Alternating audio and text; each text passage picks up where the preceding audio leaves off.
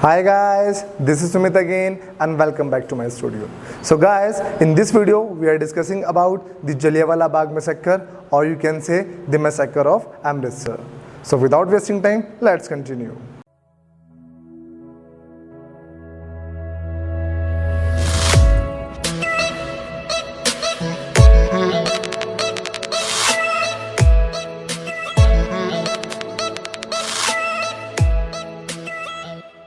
तो पहला पॉइंट वहीं से स्टार्ट होता है कि गाइस देखो, ब्रिटिशर्स को ये बात कहीं ना कहीं पता चलने लगी थी कि जो इंडियंस हैं वो थोड़े से अवेयर हो चुके हैं टुवर्ड्स फ्रीडम।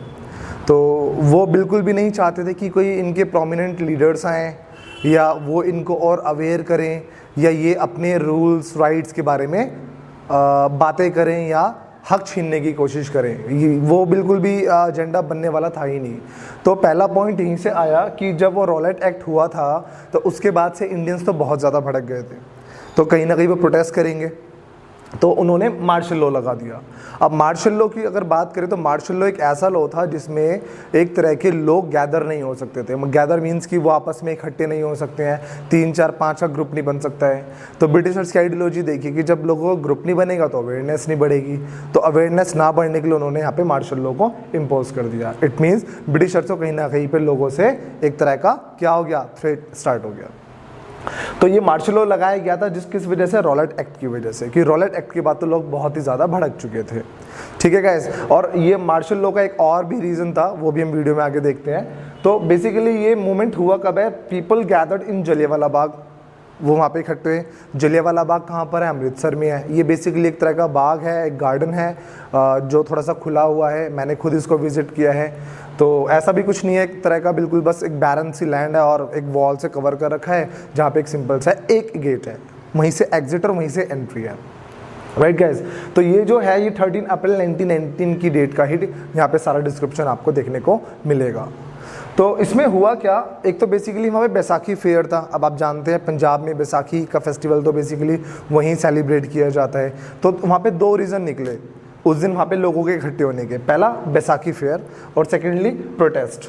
अब ये प्रोटेस्ट किस चीज़ के लिए, ये तो बड़ा मुश्किल है बताना, लेकिन ये प्रोटेस्ट था रॉलेट एक्ट में। देखो, जब रॉलेट एक्ट हुआ था तो ब्रिटिशर्स ने स्टेप तो उठाने थे, उन्होंने प्रोवोक किया इंडियंस को, इंडियंस प्रोवोक हो गए, फायर स्टेशंस में सब कुछ काम कर दिया, हिटिंग किलिंग सब कुछ हो गया।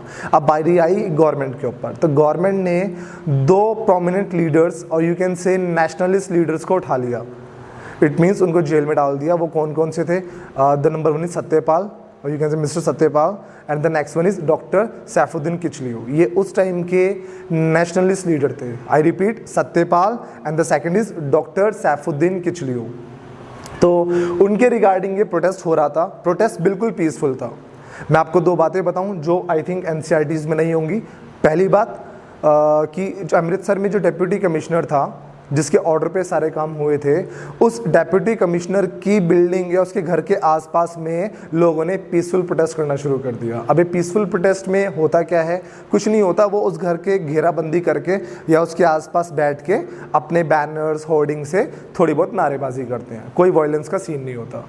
और उन्हीं के सपोर्ट में जो उस बिल्डिंग को कवर करके बैठे थे, उन लोगों के सपोर्ट में यहाँ पर भी वही पीसफुल प्रोटेस्ट, यहाँ पे पीसफुल प्रोटेस्ट हो रहा था। तो मैंने यहाँ पे पीसफुल नहीं लिखा है, बट कोई बात नहीं। तो इन्हीं के रिगार्डिंग यहाँ पे एक तरह की मीटिंग हो रही थी और दूसरा बैसाखी फेयर के लिए लोग आए थे।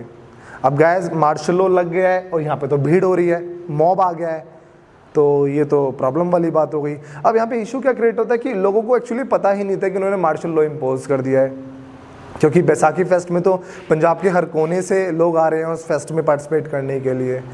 और जो मार्शल लॉ था वो चोरी छुपे इम्पोज किया गया था, बस पेपर पे साइन किया और सिलेक्टेड कुछ लोगों को इसके बारे में पता था। लेकिन मेरे को एक बात का क्वेश्चन यहाँ पे ये राइज होता है कि ब्रिटिशर्स को कैसे पता चला कि उस बैसाखी फेयर के अंदर, उस अमृतसर में जलियांवाला बाग के अंदर प्रोटेस्ट हो रहा है। इट मीन्स हमारे कुछ इंडियंस भी थे जो ब्रिटिशर्स को टाइम टू टाइम रिपोर्ट करते थे, लेकिन ये बातें बुक्स में अभी आपको 10th में देखने को नहीं मिलेंगी। इसके लिए आपको कॉलेजेस में फर्दर स्टडीज़ करनी पड़ेगी, राइट। तो अभी इस बात को छोड़ देते हैं। तो यहाँ पर आया कि जब इनको पता चला ब्रिटिशर्स को कि हाँ भाई वहाँ पे फेस्ट हो रहा है और हमारे अगेंस्ट कॉन्स्पिरेसी हो रही है या कोई ऐसा प्रोटेस्ट होने के चांसेस हैं या कोई बड़े लेवल पर प्रोटेस्ट हो सकता है, कुछ पंगे वाली बात हो सकती है। तो उन्होंने क्या किया, कॉल गया जनरल डायर के पास। अब जनरल डायर उस अमृतसर में उधर के हेड थे, SHO थे, और यू कैन से उनके पास चार्ज चला गया कि आप वहाँ की बैसाखी में और जो अमृतसर में जो जलियांवाला बाग में जो भी इशू चल रहा है उसको रिजॉल्व करें। अब जनरल डायर तो अपनी सुप्रीमेसी शो करेंगे भाई, क्योंकि पुलिस वाले इनके पास चार्ज आ गया है। तो इनका जो बिहेवियर है वो भी आप एडोल्फ हिटलर जैसा ही काउंट कर सकते हैं। आप हिटलर के बारे में अच्छे से जानते हैं, तो यहाँ पर जनरल डायर भी उसी कैटेगरी में आते हैं। इन भाई साहब ने क्या किया, ये नहीं कि चलो हम उनको पीसफुली उनको हटाएं वहाँ से या उनको अवेयर करें कि मार्शल लॉ लगाए आप अपने अपने घर जाएं। इन्होंने ऐसा कोई भी स्टेप नहीं लिया जो कि इनको लेना चाहिए था। इन्होंने सिंपली क्या किया, अपनी जो आर्म ट्रूप्स थे, जो अपने सोल्जर्स थे पुलिस स्टेशन के, उनको आर्म्स दिए, एमिनेशंस दिए और सीधा चल दिए जलियांवाला बाग की तरफ। ये क्या कोई वे है? बिल्कुल भी नहीं, एक्सेप्टेबल नहीं है। और अब इनको बड़ी समझदारी से उन्होंने क्या किया, बड़ा शांति से चोरी छुपे उस गेट को बंद कर दिया। अब आप खुद ही सोचिए, जलियांवाला बाग एक हाई वॉल से ऑक्यूपाइड कवर्ड है और वहाँ पे सिर्फ एक ही गेट है, और उस गेट को भी भाई साहब ने कर दिया बंद। अब लोग कहाँ जाए? इन्होंने क्या किया, इन्होंने अपने armed troops, guys mark my word, armed troops, इसका हिंदी में मीनिंग है हथियारबंद, अपने पुलिस वालों को ऑर्डर दिया कि फायर करें। और ये चढ़ गए वॉल्स के ऊपर भाई सब, सारे हमारे जितने भी कौन थे, ये ट्रूप्स थे। और इन्होंने more than 100 rounds of fire किए, किनके ऊपर? बेचारे पीसफुल प्रोटेस्ट और बैसाखी फेयर में आए लोगों के ऊपर, जिनको मार्शल लॉ के बारे में पता ही नहीं था, और उनकी बुरे तरीके से किलिंग कर दिया। अब देखो यहाँ पे एक क्वेश्चन ये राइज होता है कि सर कितने लोग मरे थे?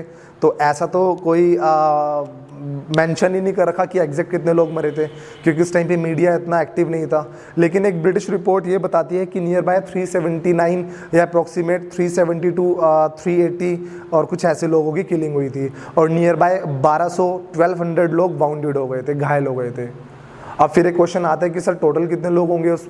तो ऐसा उस रिपोर्ट, ब्रिटिश रिपोर्ट के अकॉर्डिंग ये बताया जाता है कि उस बैसाखी फेस्ट के अंदर नियरली 8 to 10,000 लोग वहाँ पे प्रेजेंट थे।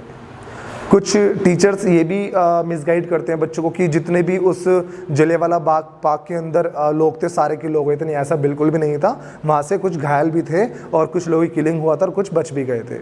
हाँ, लेकिन वहाँ पे एक वेल है, कुआं है, वो पूरा ऑक्यूपाइड हो गया था। लोगों ने सोचा कि जान बचाने का कोई तरीका तो है नहीं, वॉल्स पूरी फायर से भर चुकी थी। अब लोग तो हर जगह मर रहे हैं, कोई भागने की जगह ही नहीं है। गेट तो उन्होंने बंद कर दिया और ओनली एग्जिट है, ओनली मीन्स एक ही गेट था। तो लोगों ने अपनी जान बचाने के लिए कुएं में अपनी छलांग लगा दी, लेकिन कोई भी वहाँ पे नहीं बचा उस कुएं के अंदर।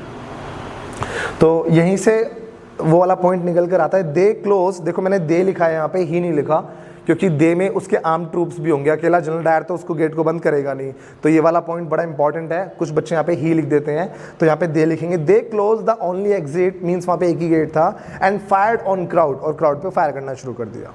अब किलिंग बड़े हाई लेवल पर हुई है भाई, 300-400 लोग एक छोटे से पार्क के अंदर किलिंग हो रही, तो इसलिए इसका नाम मैसेकर रखा जाता है, जिसमें बहुत बड़े ग्रुप ऑफ पीपल्स की डेथ हो जाती है। अब इसके बाद तो आपको फिर स्टोरी पता है, जब जब तक उनके पास एमिनेशंस थी, गोलियां थी, उन्होंने गोलियां पूरी राउंड ऑफ फायर पूरा ख़त्म कर दिया। मतलब जितना भी उनके पास गोलियां थी सब उन्होंने ख़त्म कर दिया। अब उनके पास बुलेट्स तो बची नहीं, तो वो वहाँ से फिर भाग गए जल्दी से। अब जितने लोग किल हो गए वो तो हो गए, लेकिन जो लोग बच गए थे अब वो तो कंप्लीट वायलेंस पे जाने वाले हैं। और उन्होंने यही किया, गवर्नमेंट बिल्डिंग्स और गवर्नमेंट पुलिस स्टेशंस, उन्होंने किसी को नहीं छोड़ा, सब में आग लगा दिया। समझते ना, सेट ऑन फायर। क्योंकि इतने उनके सामने किलिंग हुआ, उनके रिलेटिव्स, फैमिली मेम्बर्स कितने होंगे सोचो। तो बात फिर वहीं पर आ गई, किलिंग हो गया। अब किलिंग होने पे इंडियंस भी भड़क गए, फिर दोबारा रिटर्न में किलिंग हुआ। तो यही सब मूवमेंट्स में अक्सर चलता रहता था। तो इनके चलते क्या हुआ, जब उन्होंने इंडियंस ने किलिंग किया तो गवर्नमेंट के पास फ्री हैंड आ गया। फ्री हैंड का मतलब है अब वो जो चाहेंगे वही करेंगे, क्योंकि उन्हें तो बेसिकली प्रोवोक करना था, प्रोवोक उन्होंने कर दिया। अब अगेन बॉल किसके पास आ गई, ब्रिटिशर्स के पास आ गई। अब वो जिस तरीके से कोई भी रूल फॉलो करे या कितना ब्रुटैलिटी वाला बिहेवियर शो करे इंडियंस को, तो वो झेलना ही अब पड़ेगा। तो इस वीडियो में गाइस यहीं तक है, और इसके साथ ही जो कॉम्बिनेशन में वीडियो आने वाला है वो है खिलाफत मूवमेंट का, क्योंकि वो इसके साथ बैक टू बैक हुआ था। तो एक बार इसको रिकैप कर लेते हैं। जलियांवाला बाग मैसेकर अमृतसर में हुआ, अब पंजाब में है, ठीक है। मार्शल लॉ लगाया गया था ताकि लोग इकट्ठे ना हो, जब इकट्ठे नहीं होंगे तो अवेयरनेस नहीं होगी। और उसके बाद जो लोग इकट्ठे हुए जलियांवाला बाग में, वो पंजाब के हर कोने से आए थे, not only Punjab, different states के कोने कोने से आए थे। ये जो डेट है 13 अप्रैल 1919 की है, इंस्टेंटली रॉलेट एक्ट के बाद से। तो वहाँ पे 2 रीजन से लोग इकट्ठे हुए थे, पहला प्रोटेस्ट और दूसरा बैसाखी फेयर। प्रोटेस्ट किसके लिए? क्योंकि जो उनके नेशनलिस्ट लीडर थे सत्यपाल जी और हमारे डॉक्टर सैफुद्दीन किचलू जी, उनके फ्रीडम के लिए या उनको छुड़ाने के लिए ये प्रोटेस्ट हो रहा था पीसफुल।